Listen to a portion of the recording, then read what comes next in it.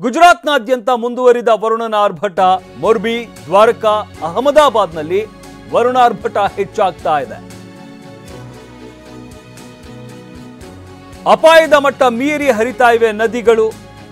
ಮೊರ್ಬಿ ನಗರದಲ್ಲಿ ಮನೆ ಅಂಗಡಿಗಳಿಗೆ ನೀರು ನುಗ್ಗಿದೆ. ಸಾಕಷ್ಟು ಅವಾಂತರ ಸೃಷ್ಟಿಯಾಗಿದೆ. ಅಪಾಯದ ಮಟ್ಟವನ್ನ ಮೀರಿ ನದಿಗಳು ಹರಿತಾ ಇರುವಂತದ್ದು. ಜಲಾವೃತಗೊಂಡ ರಸ್ತೆಗಳು, ಸ್ಥಳೀಯರು ಪರದಾಡ್ತಾ ಇದ್ದಾರೆ. ಓಜತ್ ನದಿ ಪ್ರವಾಹಕ್ಕೆ 10 ಗ್ರಾಮಗಳು ಜಲಾವೃತವಾಗಿದ್ದಾವೆ. ಒಂದು ಕಡೆ ನದಿಗಳು ಅಪಾಯದ ಮಟ್ಟವನ್ನ ಮೀರಿ ಹರಿತಾ ಇರುವಂತದ್ದು, ಮತ್ತೊಂದು ಕಡೆ ನಿರಂತರ ಮಳೆಯಿಂದಾಗಿ ಗ್ರಾಮಗಳು ಜಲಾವೃತವಾಗಿದ್ದಾವೆ. ಜುನಾಗಢ ಜಿಲ್ಲೆ ವಂತಲಿ ತಾಲೂಕಿನ ಓಜತ್ ವೀರ್ ಡ್ಯಾಮ್ ತುಂಬಿ ಹರಿತಾ ಇದೆ. ದೇವಭೂಮಿ ದ್ವಾರಕಾದಲ್ಲಿ ಮುಂದುವರಿದ ಮಳೆಯ ಅಬ್ಬರ.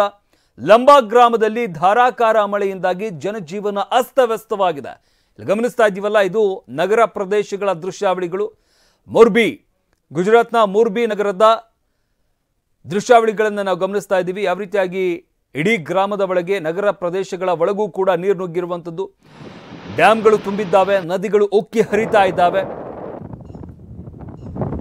ಕೃಷಿ ಪ್ರದೇಶ, ನಗರ ಪ್ರದೇಶಗಳು ಕೂಡ ಜಲಾವೃತವಾಗಿರುವಂಥದ್ದು. ಸಾಕಷ್ಟು ಅವಾಂತರ ಸೃಷ್ಟಿಯಾಗಿದೆ. ಇನ್ನು ರಸ್ತೆಯ ತುಂಬೆಲ್ಲ ನೀರು ನಿಂತ್ಕೊಂಡಿರುವಂಥದ್ದು. ಇದರಿಂದಾಗಿ ವಾಹನ ಸವಾರರು ಕೂಡ ಪರದಾಡಬೇಕಾದಂಥ ಪರಿಸ್ಥಿತಿ.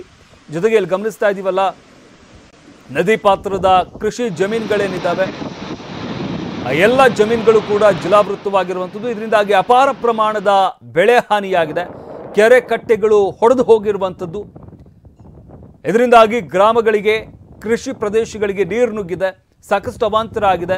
ರೈತರಿಗೆ ಹಾಗೆ ನಗರ ಪ್ರದೇಶಗಳಿಗೂ ಕೂಡ ನೀರು ನುಗ್ಗಿರುವಂಥ ಹಿನ್ನೆಲೆಯಲ್ಲಿ ಲಕ್ಷಾಂತರ ರೂಪಾಯಿ ನಷ್ಟ ಆಗಿದೆ. ಅಪಾರ ಪ್ರಮಾಣದ ಬೆಳೆ ಹಾನಿಯಾಗಿದೆ.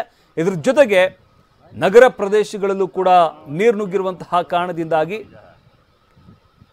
ಅನೇಕ ಅಗತ್ಯ ವಸ್ತುಗಳು ಅಲ್ಲಿ ನೀರು ಪಾಲಾಗಿರುವಂಥದ್ದು. ಇದರಿಂದಾಗಿ ಸಾಕಷ್ಟು ಅವಾಂತರ ಸೃಷ್ಟಿಯಾಗಿದೆ. ಗಮನಿಸ್ತಾ ಇದ್ವಿ ಯಾವ ರೀತಿಯಾಗಿ ಗುಜರಾತ್ನಲ್ಲಿ ಹಲವಾರು ಕಡೆ ಬೇರೆ ಬೇರೆ ಭಾಗದಲ್ಲಿ ಏನೆಲ್ಲ ಮಳೆಯಿಂದ ಅವಾಂತರಗಳಾಗ್ತಾ ಇದ್ದಾವೆ ಅನ್ನೋದನ್ನ ದೃಶ್ಯಾವಳಿಗಳಲ್ಲಿ ಗಮನಿಸ್ತಾ ಇದ್ದೀವಿ.